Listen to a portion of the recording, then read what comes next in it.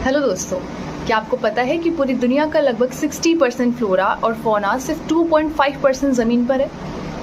इन छोटी मगर biological power houses वाली जगह को हम कहते हैं बायोडाइवर्सिटी हॉटस्पॉट्स।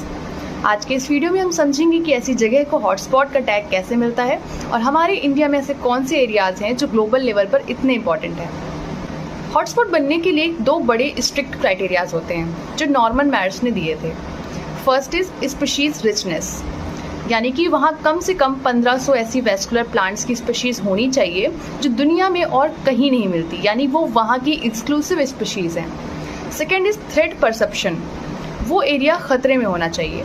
अगर कोई जगह अपनी 70% ओरिजिनल हैबिटेट खो चुका है तभी उसे हॉटस्पॉट डिक्लेयर किया जा सकता है, ताकि वहाँ कंजर्वेशन तेज़ी से हो सके। वहाँ की स्पीशीज़ इतनी यूनिक होती है कि अगर वो एरिया डिस्ट्रॉय हुआ तो वो इंडिविजुअल स्पीशीज़ हमेशा के लिए लुप्त हो जाएंगी।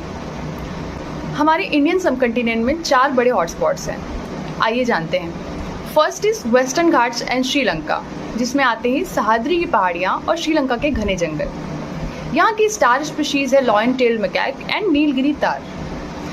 एक इम्पॉर्टेंट फैक्ट ये है कि यहाँ हर साल नई फ्रॉग स्पीशीज़ डिस्कवर होती हैं। Now coming to the second, that is Indo Burma region. It consist of north east India, Myanmar and some part of south east Asia. यहाँ की स्टार स्पीशीज़ हैं एनामाइट रैबिट और साउला, जिसे एशियन यूनिकॉर्न भी कहते हैं। यहाँ की इम्पोर्टेंस है कि ये बर्ड्स की डाइवर्सिटी के लिए दुनिया भर में मशहूर है। And the third is the great Himalayas, यानी कि पूरी हिमालयन रेंज जिसमें पाकिस्तान से लेकर भूटान और तिब्बत तक के एरियाज आते हैं। यहाँ की स्टार स्पीशीज़ है snow leopard and red panda. The important fact here is यहाँ दुनिया की सबसे ऊंची पीक्स हैं और यूनिक अल्पाइन फ्लोरा मिलता है। फोर्थ इज सुंडालैंड, इसमें हमारा निकोबार आइलैंड्स का ग्रुप आता है, प्लस इंडोनेशिया एंड मलेशिया।